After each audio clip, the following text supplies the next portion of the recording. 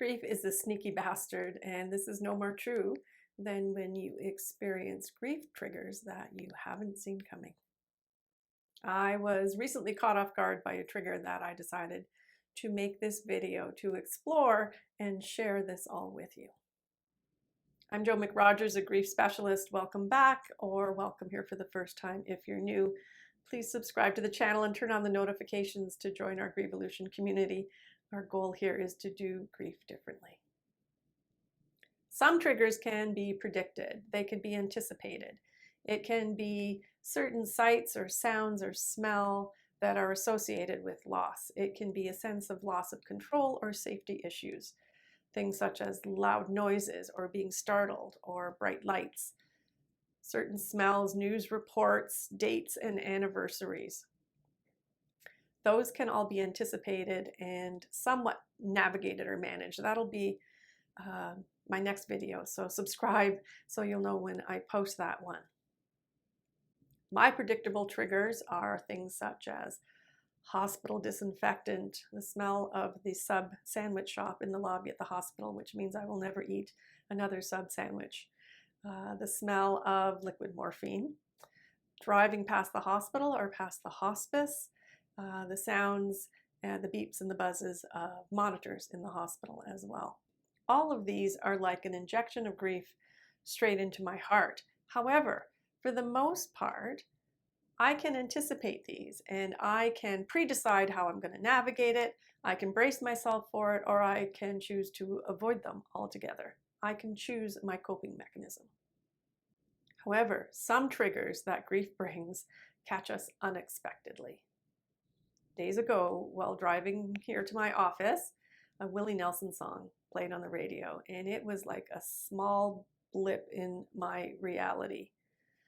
Took my breath away. It's been 26 years since my mom died, and never had I thought of her when I heard a Willie Nelson song.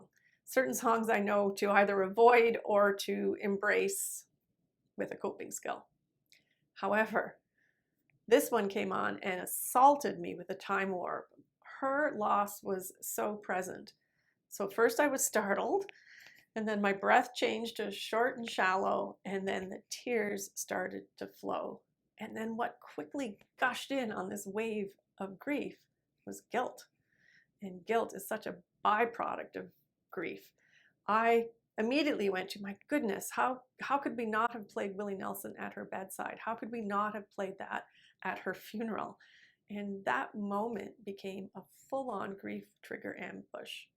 26 years later, it was not expected. It was truly this tsunami of grief. So I white-knuckled it driving to my office, where I feel both safety and privacy.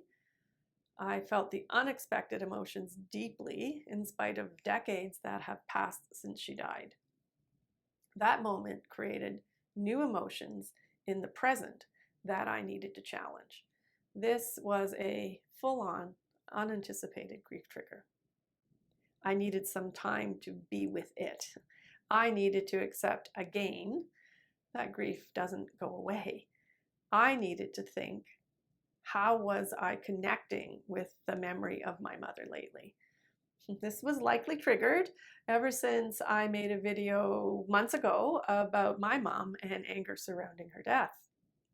I needed to self-regulate with some breath work and some yoga, and I've been wearing ever since the rose quartz necklace that she gave me when I was in my teen years, never imagining, I'm sure, that one day I would be wearing them as a memorial to her. Nothing about that morning warned me that this was all awaiting me. There was no awareness on my part. In my work supporting grievers, I have heard of so many different triggers.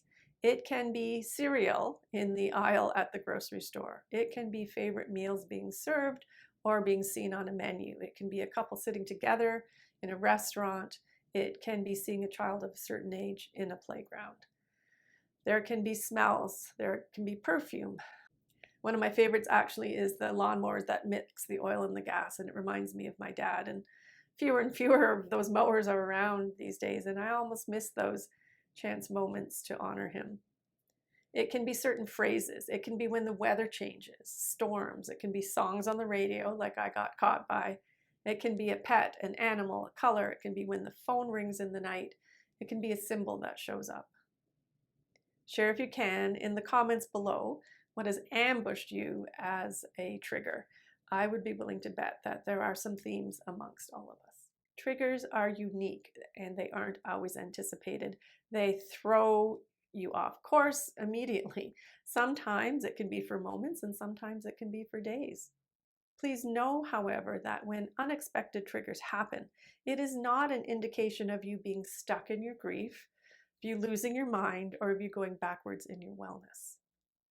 Triggers are a natural element of grief. It may mean that you need to slow down.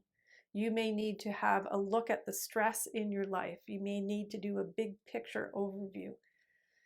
It may mean that your grief has actually matured and needs some new, different kind of recognition. The grief you have experienced is important enough that it will occasionally demand your attention. So, once you have supported the immediate moment of your grief trigger, dedicate some time and attention to the bigger view of your life, the bigger view of your grief. Clearly, I hadn't done this after making a vulnerable video about my mom's death. Grief is tricky. Grief triggers can elicit anger or anxiety or tears or guilt or a lack of motivation and a sense of loneliness and a need to isolate. If you are a private griever, create the space and safety that you need for this reflection. If you are a connected griever, reach out to your network, to family and friends. They may be experiencing a similar trigger. Grief is always full of questions and not so full of answers. Grief triggers will likely spark the questions that have no answers. It is the nature of grief. Be kind to yourself about this. Be sure to ask yourself if the questions are problem solving or problem generating. And please be willing to experiment to find what grounds you after a grief ambush. On this path of grief, I offer to you kind thoughts, kind words, and a kind heart. Please like and share this video so that YouTube will know to make this broadly available to people who are searching for support about their grief triggers. Thank you, and I'll see you next time.